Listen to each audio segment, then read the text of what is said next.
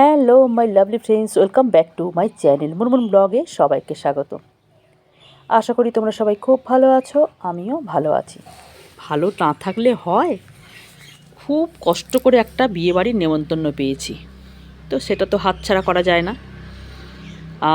এর আগেও একটা বিয়েবাড়ি নেমন্তন্ন পেয়েছিলাম, কিন্তু আমার শাশুড়ি মায়ের শরীর খারাপের জন্য সেই বিয়েবাড়িটা আমি অ্যাটেন্ড করতে পারিনি। আর এই বিয়েবাড়িটা কিন্তু আমি আর হাতছাড়া করিনি। তো রেডি হয়ে নিয়েছি, আর এদিকে হেবলি চলে এসেছে। আমি যাব আর হেবলির ছেলেপিলেগুলো যাবে। তো চলো বিয়েবাড়িতে দেখা হবে তোমাদের সাথে। আর কার বিয়ে হচ্ছে সেটা আগে একটু বলে দিই। যে আমার বাড়িতে গ্যাস দিতে আসে মোহিত, তার বিয়ে। তো আমাদের এই পাড়াটা পাড়াটাতে মোহিতই আসে গ্যাস দিতে। তো ভীষণই ভালো মনের একটা ছেলে। তো আমাদের সাথে একটা ভালো বন্ডিং হয়ে গেছে, আমার সাথে ঝুমার সাথে। তো সেই জন্য আমাদেরকে নেমন্তন্ন করেছে। তো যাচ্ছি, চলে এসেছি সেই বিয়ে বাড়িতে। তো চলে এসেছি, দেখতেই পাচ্ছ খুব সুন্দর করে সাজিয়েছে, আর অনেক লোক নেমন্তন্ন করেছে। এসে দেখেছি মানে প্রচুর লোকের ভিড়, আর ভীষণ বড় একটা এরিয়া জুড়ে বিয়ের রিসেপশনটা হচ্ছে আর কি। জায়গাটা আমাদের হাটিয়ার কাছে, লাইনের ওপরে হাটিয়া আছে, সেই হাটিয়ার কাছেই আর কি, যেখানে দুর্গাপুজো হয় সেখানেই ওর বাড়ি। তো সেইখানেই আর কি বিয়েটা হচ্ছে, রিসেপশনটা। আর এদিকে সুন্দরীর দলেরা ডিজে চালিয়ে নাচছে। তো আমারও খুব ইচ্ছে করছিল একটু নাচতে, কিন্তু কিছু করার নেই, লজ্জা লাগছিল নাচতে, কারণ কাউকে চিনি না। চলে এসেছি মোহিত আর মোহিতের বইয়ের কাছে।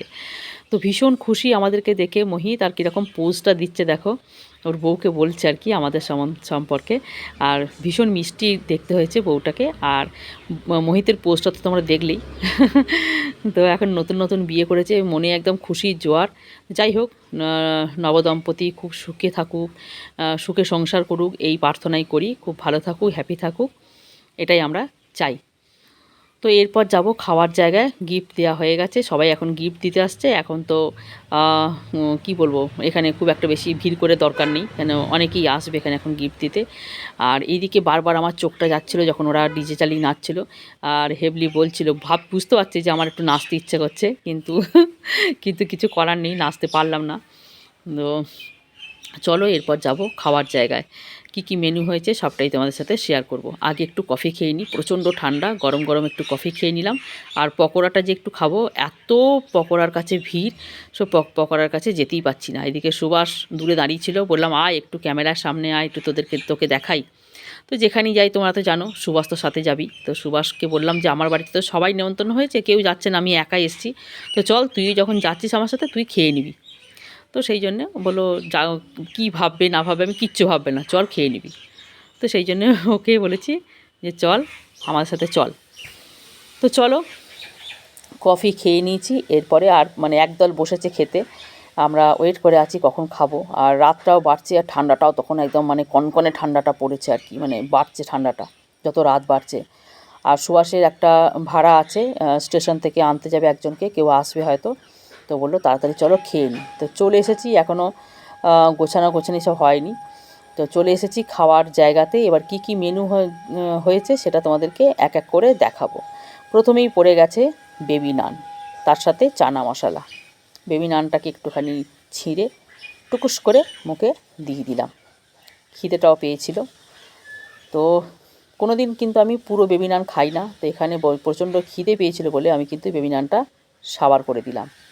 এরপর চলে এসেছে সাদা ভাত। আর কি বলো তো, আমার না ফ্রাইড রাইসটা খুব একটা বেশি পছন্দ নয়। সাদা ভাত থাকবে, একটু ডাল থাকবে, আলু চিপস থাকবে, আমার সেগুলি বেশি পছন্দ। একটা তরকারি থাকবে, সেটাই ভালো লাগে। তো এই বিয়েবাড়িতে এসে সেটাই পেয়েছি। ভাত দিল, তারপর ডাল মটরশুঁটি দিয়ে, আর আলু চিপস একটুখানি দিয়েছিল, আমি একটু চেয়ে নিলাম, বললাম আর একটু আলু চিপস দাও। তো একটু আলু চিপস দিয়ে মুখে চালান করে দিলাম, ডাল ভাত আলু চিপস। তারপরে দিয়ে গেল পটল আলুর তরকারি।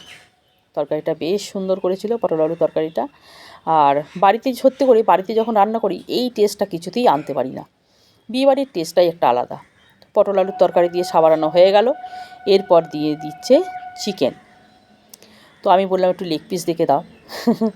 কিন্তু দেখলাম চিকেনটা এতটাই সেদ্ধ হয়ে গেছে, কি বলবো, ছেড়ে এসছে আর কি মাংসগুলো।